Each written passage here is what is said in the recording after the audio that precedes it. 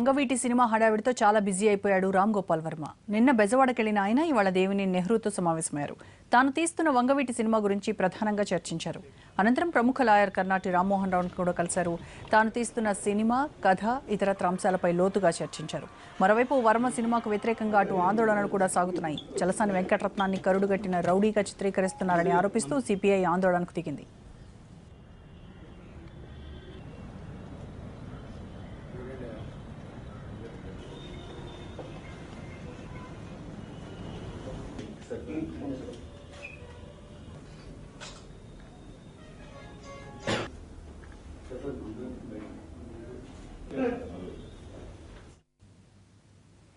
బెజవాడ ఇప్పుడు ప్రశాంతంగా ఉందని ఎవరి వృత్తిలో వారున్నారని అన్నారు దేవినేని నెహ్రూ. 30 ఏళ్ల నాటి ఘటనలు, మనస్పర్ధలను ఇప్పుడు తెరకెక్కించడం సరికాదన్నారు. కులాలు, కుటుంబాల మధ్య విద్వేషాలు రెచ్చగొట్టొద్దని నెహ్రూ అన్నారు.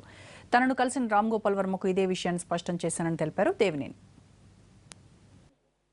చిన్న మిస్అండర్స్టాండింగ్స్తో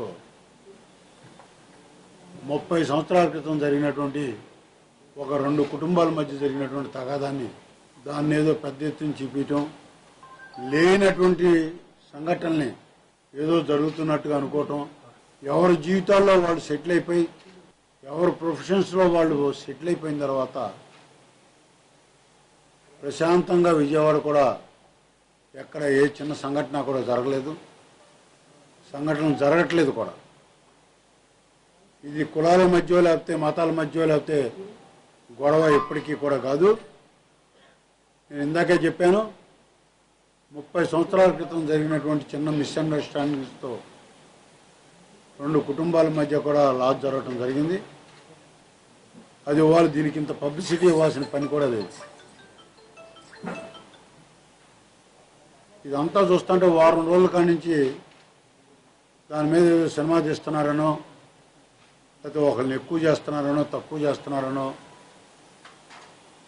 అనేటువంటి చర్చ జరుగుతుంది. సరే, సినిమా అనేది వాళ్ళ ఇంట్రెస్ట్ని బట్టి వాళ్ళు చేసుకునేటువంటి వ్యాపారం. 10 రూపాయలు కలిసి వస్తాయి అంటే ఎవరైనా చేసుకుంటారు. దాని రకరకాల స్టోరీలు ఎన్నుకుంటూ ఉంటారు. దాంట్లో కొన్ని మసాలాలు జోడిస్తారు. వాళ్ళు పిక్చర్ సక్సెస్ అవడానికి ప్రయత్నం చేస్తూ ఉంటారు. అటువంటి